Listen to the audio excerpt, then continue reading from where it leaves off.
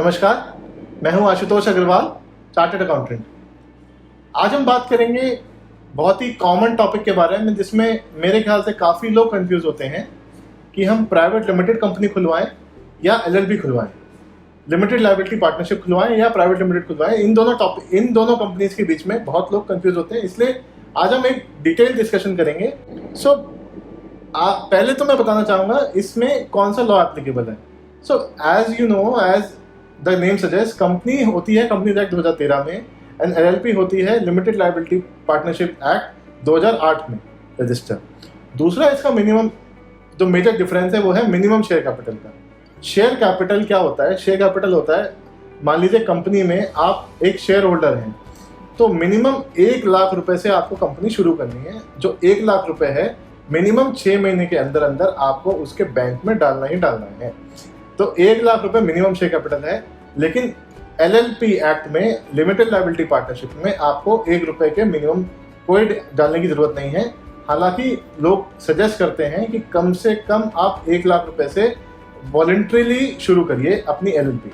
2 partner, जिसमें 2 partners कम से कम 1 लाख से शुरू करिए। ये सिर्फ वॉलंटरी है, एक जनरल प्रैक्टिस है, इसमें कोई गवर्नमेंट नहीं कहती है आपको। तीसरा डिफरेंस है मेंबर्स रिक्वायर्ड के बारे में। तो मेंबर्स रिक्वायर्ड, देखिए दोनों के लिए मिनिमम मेंबर सेम है, कम 2 पार्टनर्स चाहिए और कंपनी में 2 डायरेक्टर्स चाहिए। मिनिमम 2 लोग होने ही चाहिए जिसमें से कम 1 इंडियन रेजिडेंट हो। ठीक है, मैक्सिमम कंपनी में आप 200 कर सकते हैं, एलएलपी में आपकी ऐसी कोई लिमिट नहीं है। अगला बात करते हैं डायरेक्टर्स रिक्वायर्ड के बारे में। तो डायरेक्टर्स रिक्वायर्ड में मिनिमम 2 डायरेक्टर्स होते हैं, मेंबर्स भी 2 चाहिए होते हैं और डायरेक्टर्स भी 2 चाहिए होते हैं।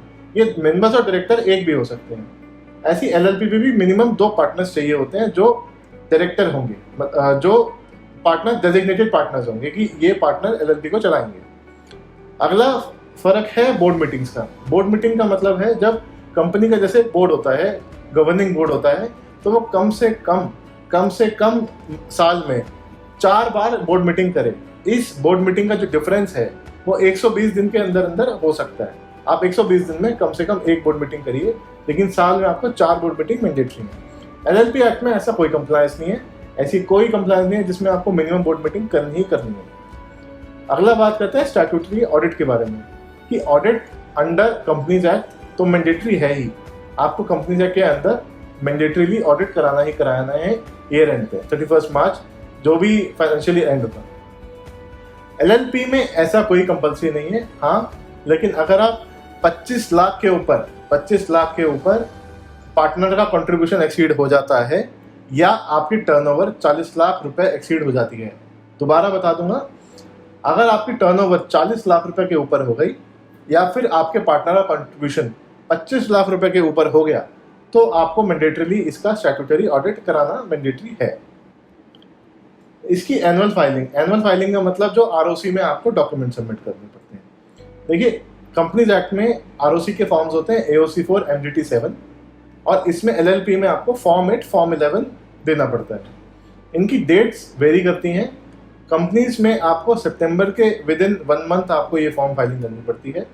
एलएलपी में आपको 31 मई तक एक फॉर्म फाइल करना पड़ता है। अगला फॉर्म आपको एनुअल कंप्लायंस पे फॉलो करना पड़ता है सितंबर के बाद। अगला जो डिफरेंस है इसमें कंप्लायंस का है। तो हालांकि दोनों अपने में एक एक्ट है, एक स्टैट्यूट है, लेकिन देखा जाए तो एलएलपी में काफ़ी कम कंप्लायंस है कंपेयर टू कंपनीज में थोड़ा सा ज़्यादा कंप्लायंस होता है, थोड़ा सा ज़्यादा स्ट्रिक्टनेस होती है रिगार्डिंग टू गवर्नमेंट फॉर्म्स। अब बात करते हैं एक टिपिकल चीज़ के बारे में, वो है लायबिलिटी।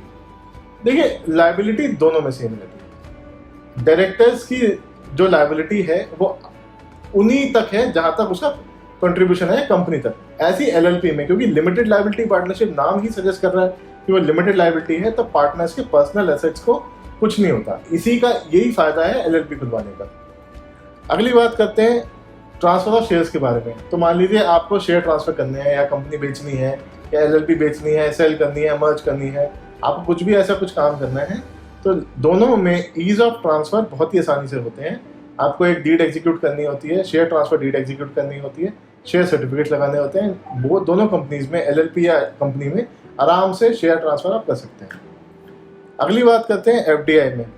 एफडीआई में भी दोनों एलिजिबल हैं, कंपनीज भी एलिजिबल है और एलएलपी भी एलिजिबल है।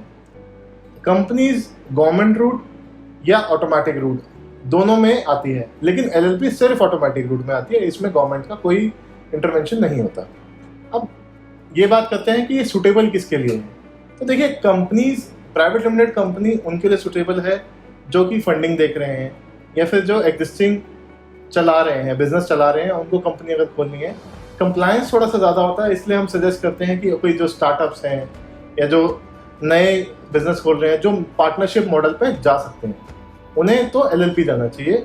अदरवाइज जो कंपनी पे ही जाना चाहते हैं, वो जैसे कि जो फंडिंग देख रहे हैं या फिर कोई आपका बिजनेस मॉडल ऐसा है जिसमें आप इन्वेस्टमेंट चाहते हैं किसी से, वो कंपनी मॉडल पे जाएगी।